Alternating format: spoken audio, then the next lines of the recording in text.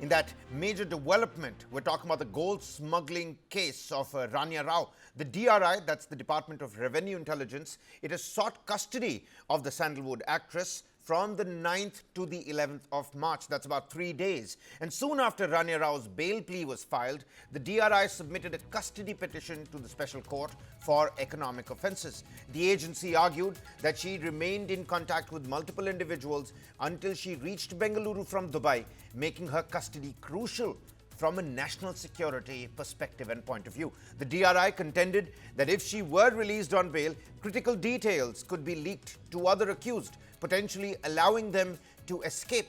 The agency also highlighted that under existing provisions, she could be taken into custody for up to 40 days. To support their claims, the DRI presented documents in a sealed cover and demanded that Ranya Rao be placed in custody for at least the next 3 days. Investigators have already seized her mobile phone and the actress's laptop, and they further stated that proper interrogation cannot take place in the presence of jail authorities due to the involvement of a larger smuggling syndicate at play.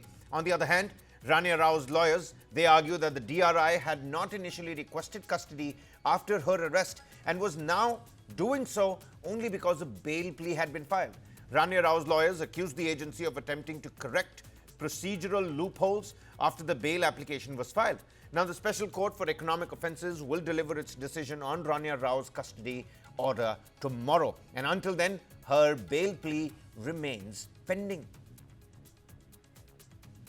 Latest in the Ranya Rao gold smuggling case, the DRI, the Department of Revenue Intelligence, now seeking at least a 3-day custody from the 9th to the 11th March. They already have the Sandalwood actress's laptop and phone. My colleague Mohammad Wajiullah tracking developments from day one on this particular story with us on the broadcast now. Waji, first and foremost, help the viewers understand what really transpired in the courtroom. The Sandalwood actress's lawyers, they're arguing that it's nothing but an attempt by the DRI to correct their own procedural loopholes. But then again, after the bail plea, a custody has been sought. A larger nexus at play is what the officials are also talking about. Well, the DRI is clear with regards to their demand. They believe that this could be a larger nexus involved in this entire matter, and they believe that Ranya Rao could be a part of a bigger group that has been doing all these operations with regards to this. Because from what we've got to learn from the investigation, Kabir, is that per kg she used to get close to 4 to 5 lakhs, and on one trip she used to get close to 50 lakh rupees for bringing in gold. And the reason why the DRI suspected her, because she was under surveillance for quite some time. And in the last 1 month, she had been frequently visiting Dubai in and out. So they tried to see the reasons behind her visit, whether it was for a shoot, whether it was for a ceremony, whether it was for a concert or something like that. But it came to be, they noticed that she would visit today and then return tomorrow. And her trip would just be 1 day or half day. And that is when their suspicions grew, because in the last 15 days, she had visited close to 4 to 5 times. And that is why they started following her. And that is when they realized that she was involved in this entire gold smuggling racket. And then she was arrested. And this being one of the biggest hauls, that is why the DRI believes that giving her bail would be very dangerous, because she would be able to apprise the others who are involved in that. She would be able to destroy evidences, and that is why it is important, according to the DRI, that Ranya Rao stays in custody, and that is why they sought for at least 3-day custody of Ranya Rao. So far, she is already in judicial custody, and they believe that at least for 40 days they can keep her for questioning, and they believe that there could be a larger nexus to this entire operation, and she's not the only one involved in this. So we'll have to now wait and watch how the court decides this. They've pushed it for Monday, I suppose, and we'll get to know, we'll get a clearer picture of the fate of Ranya Rao. But as we speak, the details that have come out with regards to the entire investigation reveals that that she was not working alone. She knew what she was doing. She was getting money for it, and the money was not a small amount. Money was a large chunk. Because it was close to 50 lakhs per trip, 4 to 5 lakhs per kg. And this time when she was caught at the Bangalore International Airport, she had 14.98 kgs with her, which is one of the largest haul by the agencies in the Bangalore International Airport. You know, Ajit, the entire case reeks of something that we saw prevailing in Kerala as well. You remember the Swapna Suresh case vis-a-vis Pinarayi Vijayan's principal secretary as well. Those are important questions that you've now pointed out to as to what's going to happen with the bail order, what's going to happen to her custody, and was she alone? Is there a larger nexus at play over here or not? Mohammad Wajiullah bringing us the latest details. We're going to keep coming back to you, Waji, as and when you have more for us. Just to apprise the viewers as to what really happened and what we know about the case so far is that actress Ranya Rao, she has claimed that she was blackmailed into carrying out this illegal activity. Sources have revealed that Ranya Rao had been under DRI surveillance for over a month now. Officials became suspicious after noticing, like Vaji was pointing out, her frequent trips between Bengaluru and Dubai over the past 6 months. And notably, these trips were not linked to any professional engagements or concerts or events or personal reasons. Instead, surveillance reports indicate that she would often travel to Dubai and return the very next day. And like Vaji was just telling us, each trip amounted to about 50 lakh rupees for her as commission as well. During interrogation, Ranya Rao reportedly stated that this was her first time smuggling gold into Bengaluru from Dubai. However, allegations suggest otherwise. Reports indicate that she was earning between somewhere about 4 to 5 lakh rupees per kg of gold smuggled, potentially making each trip about 50 lakh rupees. Moving on, the new income tax bill has a new feature. Let's talk about that. It can legally hack into your personal accounts, emails, social media, you name it. That's right. On the 1st of April 2026, as the next fiscal year starts, there will be a new income tax law in place. Among the much talked about simplification of language and ease of tax filing, the Income Tax Department will have the power to access your digital information. This is digital information of individuals who they suspect of tax evasion. Well, nothing new about that, right? Well, not really, because the tax man or woman will have the authority to access your personal social media accounts, bank accounts, emails, and other fintech or online investment platforms. And this new feature comes under Clause 247 of the Income Tax Bill, which gives power to the government and increases the capability of government agencies to investigate deeper if necessary. So what does the change in the law exactly say? Well, let's compare it with the existing law, shall we? Section 132 of the current Income Tax Act 1961 gives liberty to income tax officers to search and seize premises if they are under the impression that a person is trying to hide financial documents or hidden income. It also allows breaking locks if needed. But in changing times and traditional transactions making way for digital ones, the new income tax bill is expanding the scope by providing tax officials the power to gain entry into personal and financial data that is stored digitally as well. So the question arises, which platforms and servers will come under this new bill? Take a look at this. You've got email servers, you've got social media accounts. We're talking about online banking, trading, and online investment platforms, websites storing asset ownership details. We're talking about cloud storage and remote servers. Needless to say, digital application platforms will also be added to that list. It basically means that if a tax official believes that someone has committed tax fraud or evasion, then they don't need that person's consent to break into these digital platforms. And who are the eligible ones to access your digital platforms? Well, the new law gives authority to tax officials, including you've got the joint directors and additional directors, the joint commissioners and additional commissioners. We're talking about assistant directors and the deputy directors, assistant commissioners and deputy commissioners. If any of these officials suspect an individual of tax evasion or undisclosed income, then the new law gives authority to any of these officials to override digital security measure to gain access to the personal data of an individual. Now, this does raise the question of breach of privacy and legal obstacles, doesn't it?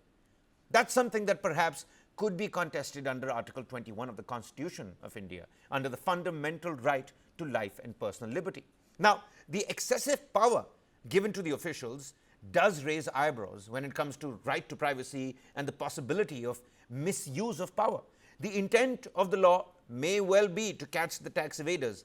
How will the government ensure that it is not abused? We will leave you with that for now.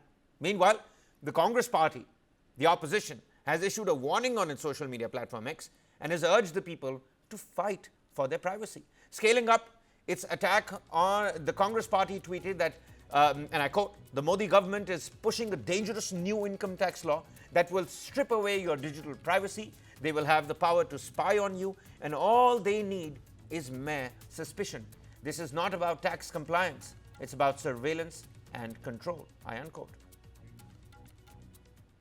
Moving on, senior RSS leader Bhaiyaji Joshi stirred a controversy after asserting that knowing Marathi was not necessary to live in Mumbai amid a raging language row.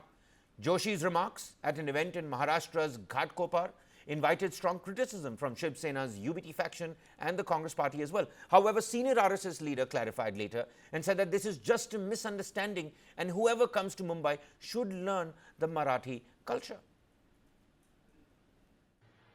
Mumbai के उपनगर घाटकोपर में एक कार्यक्रम में मेरे कहे हुए एक वक्तव्य को लेकर गलतफहमी हुई है ऐसा मुझे लगता है।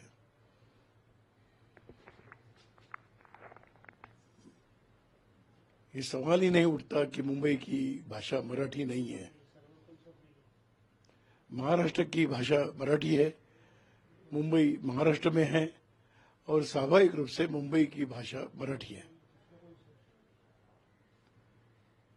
भारत में ऐसे विविध भाषाएं बोली जाती है। भारत इसके लिए अपने आप में विशेष है।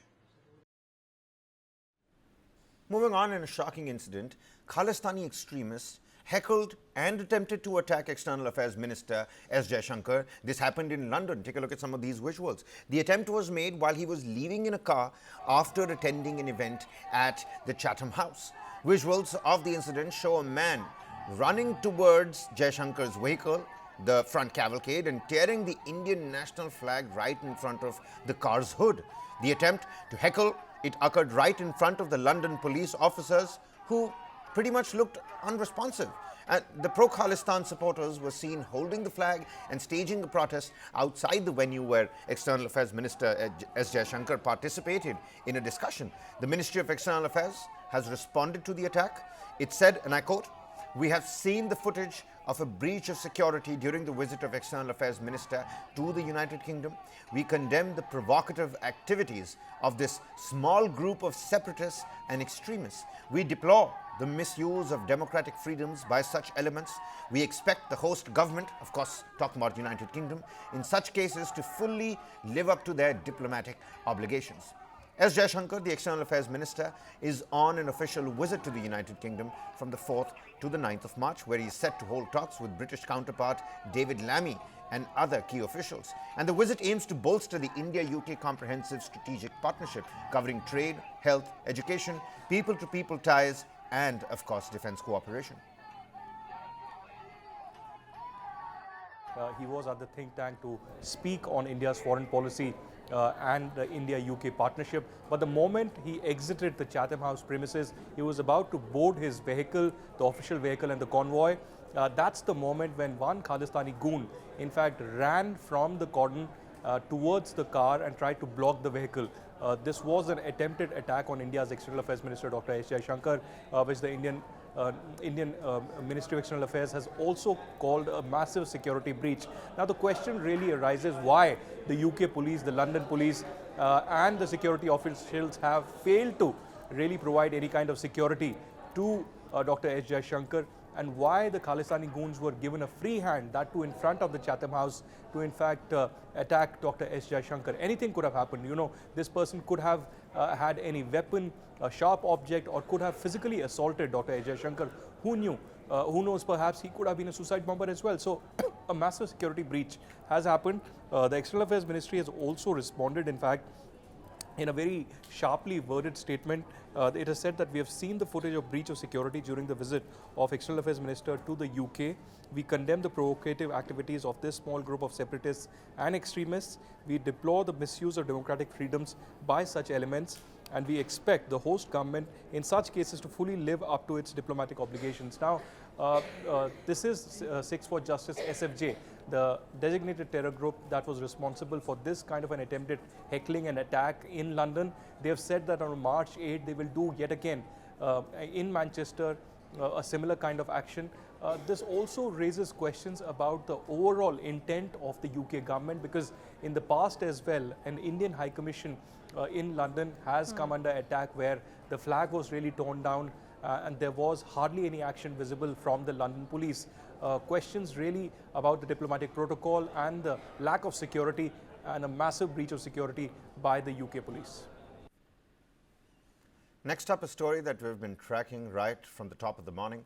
The Enforcement Directorate is conducting raids at 12 locations linked to the Social Democratic Party of India, SDPI, and this includes its headquarters in New Delhi and offices at 12 locations across 10 different states. These include Thiruvananthapuram, Malappuram, Bengaluru, Nandyal, Thane in Maharashtra, Chennai in Tamil Nadu, Pakur, Kolkata, Lucknow and Jaipur as well. And these raids come after the recent arrest of SDPI National President M.K. Faizi on Tuesday this week. ED raids are being carried out in connection with a money laundering probe.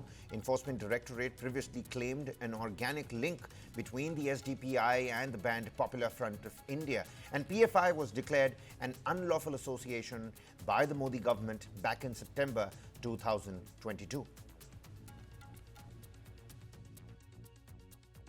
Are based on certain facts and figures which I can't comment. They have acted on a basis. When there is action against some illegal wrongdoings, you should not look it or make it as a communal issue or given a communal angle to it. Whether a PFI or anybody, if anybody has committed a mistake or anybody has breached the law or committed crime, so action is on the basis of the provisions in the law.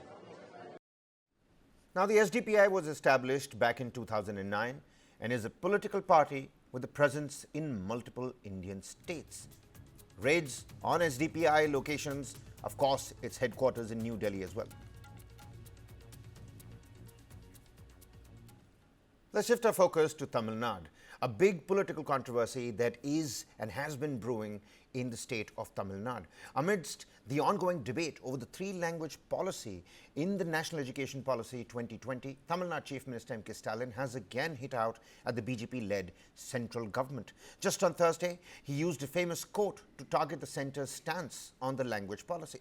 Stalin said, and I quote, "When you are accustomed to privilege, equality feels like oppression. I am reminded of this famous quote when some entitled bigots brand us chauvinists and anti-nationals for the crime of demanding Tamil's rightful place in Tamil Nadu. Demanding linguistic equality is not chauvinism. Do you want to know what chauvinism looks like? Chauvinism is naming the three criminal laws that govern 140 crore citizens in a language that Tamils cannot even pronounce or comprehend by reading. Chauvinism is treating the state that contributes the most to the nation as second-class citizens and denying its fair share for refusing to swallow the poison called the National Education Policy. Imposition of anything breeds enmity, enmity threatens unity, hence the true chauvinists and anti-nationals are the Hindi zealots who believe their entitlement is natural but our resistance is treason." I unquote. Maintaining our focus to the state of Tamil Nadu, the Enforcement Directorate is conducting searches at over 10 locations in the state in connection with a money laundering case. The premises are linked to Minister V. Senthil Balaji, private individuals and a government contractor that are under scrutiny. ED officials along with CRPF officials raided multiple locations in Karur, including the residences of Kongu mess owner Mani, contractor M. Shankaranand and Shakti mess owner Karthi, all linked to Minister V. Senthil Balaji. And and his supporters.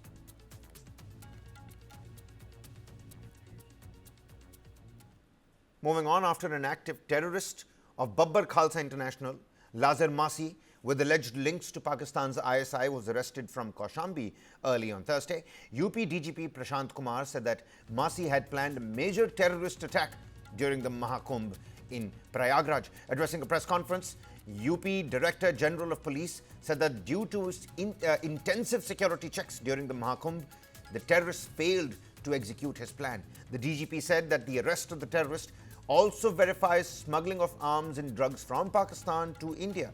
Now, Masi, a resident of Kurlian village of Ramdas area of Amritsar in Punjab, was nabbed in a joint operation by the UPSTF and the Punjab Police. Uttar Pradesh Special Task Force has succeeded in recovering some explosive material and illegal arms from the terrorist and his hideout.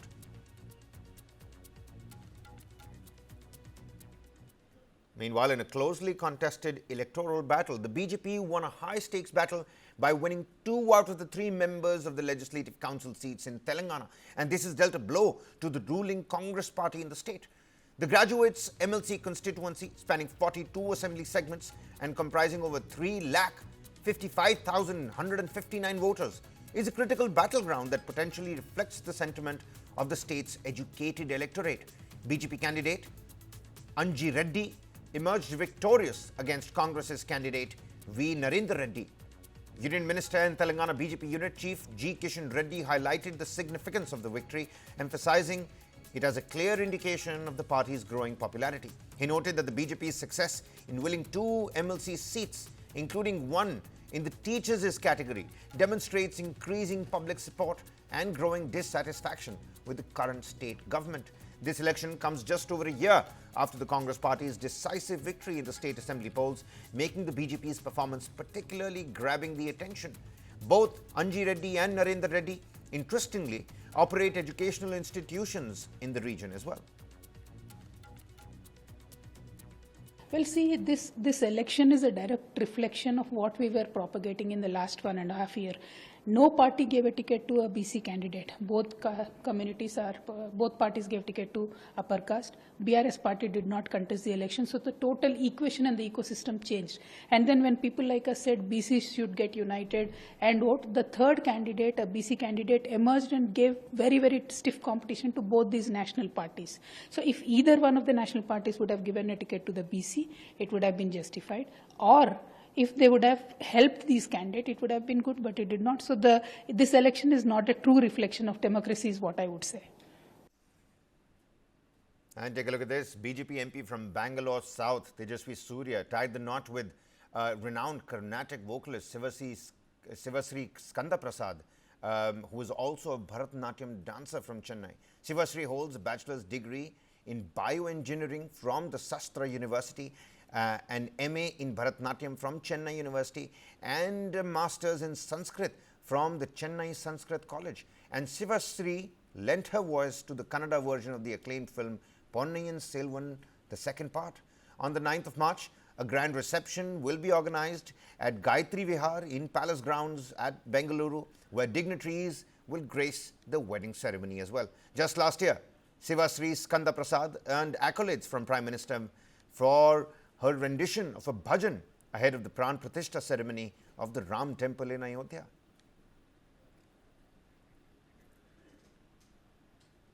And take a look at this.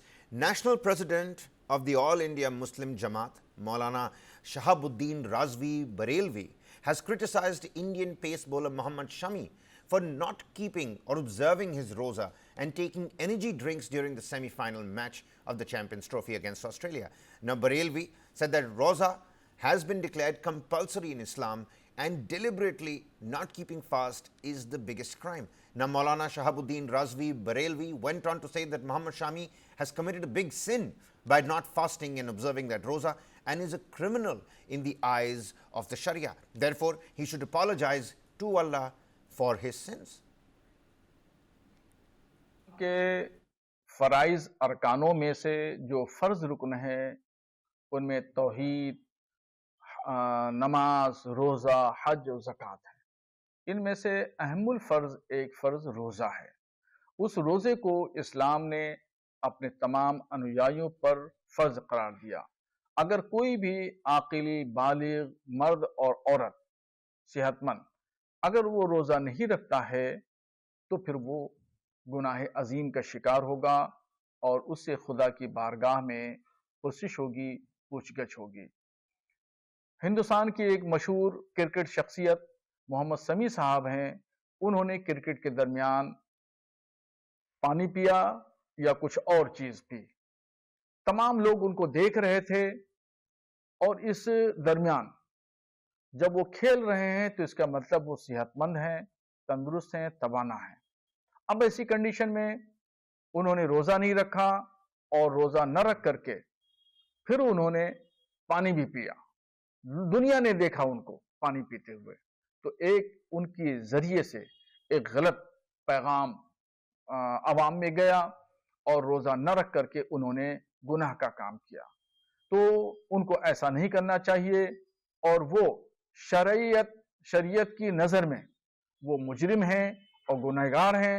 खुदा के यहाँ उनको जवाबदेह होना पड़ेगा। जी मुल्क के लिए खेल रहा है। पाकिस्तानी भी खिलाड़ी हैं, जिन्हें कितने खिलाड़ी हैं ऐसे बगैर रोजा रखे जो मैच खेलते हैं, कोई नई बात नहीं है। 10 ओवर काफी मुश्किल, इतने टेम्परेचर में 10 ओवर तो बहुत बड़ी बात है। एक ओवर फेंकना मुश्किल हो जाता है। जितनी स्पीड से फास्ट बॉलर बॉलिंग करता है, एक ओवर में ही सांस फूलने लगता है।